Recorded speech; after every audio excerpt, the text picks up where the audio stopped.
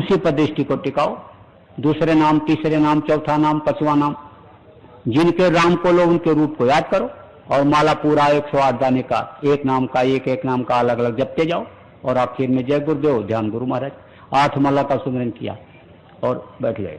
देखो, सुमिरन अगर नहीं पकता है तो ध्यान और भजन में ये मदद नहीं करते, और सुमिरन अगर पक गया तो ये मदद कर देते हैं। सुमिरन अगर न पके तो थोड़ा संपुट भी लगा लिया जाता है।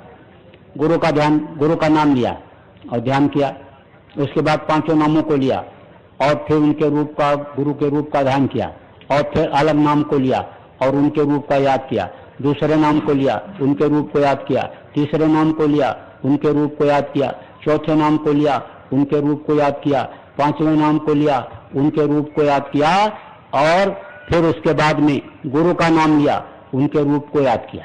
अब ये संपुट लग गया। अब उसके बाद सुमिरन करना शुरू करो। आखिर में फिर इसी तरह से संपुट लगा दो। ध्यान करना हो तो फिर इसी तरह का संपुट लगाओ, ध्यान खत्म करना हो तो फिर इसी तरह का संपुट लगाओ, भजन करना हो, शुरू करना हो तो फिर संपुट इसी तरह का लगा लो, खत्म करना हो तो फिर इसी तरह का संपुट लगा लो, तो इससे मदद मिल जाती है।